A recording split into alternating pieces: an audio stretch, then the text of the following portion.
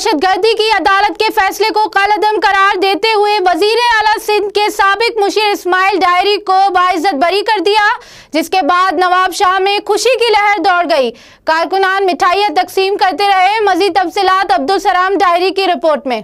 Sindh high court का साबिक मुशीर वजीर आला सिंध इसमाइल ॾाहरी को जल्द रिहा करने का हुक्म। नवाब शाह में जश्न का समा बन गया। वजीर आला सिंध के साबिक मुशीर रिहाई की खबर सुनते ही कारकुनान बड़ी तादाद में ॾाहरी हाउस दौलतपुर पहुंचना शुरू हो गए। कारकुनान ने रहनुमा की रिहाई की खुशी में मिठाइयां तकसीम करने के साथ साथ जश्न मनाने की तैयारियां शुरू कर दी। वाज़ेह रहे कि दहशतगर्दी की अदालत ने इस्माइल ॾाहरी को सजा सुना रखी थी, जिसे सिंध हाई कोर्ट ने कलअदम करार देते हुए इन्हें फौरी रिहा करने का हुक्म दे दिया। सिंध हाई कोर्ट की जानिब से जारी करदा फैसले में सरदार इस्माइल ॾाहरी को बाइज्जत बरी करने का फैसला सुनाया। जल्द रिहा करने का हुक्म। याद रहे कि वजीर आला सिंध के साबिक मुशीर नवाब शाह की दहशतगर्दी के अंत की अदालत ने सजा सुनाई थी, जिसको सिंध हाई कोर्ट ने कलअदम करार दिया। दूसरी जानिब सिंध हाई कोर्ट के फैसले के बाद नवाब शाह और मज़ाफात में खुशी की लहर दौड़ पड़ी। बड़ी तादाद में शहरियों की ॾाहरी हाउस दौलतपुर आमद, मिठाइयाँ तकसीम। सूबाई सलाहकार के तारीखी इस्तकबाल के लिए इंतजामात आखिरी मरहले में दाखिल।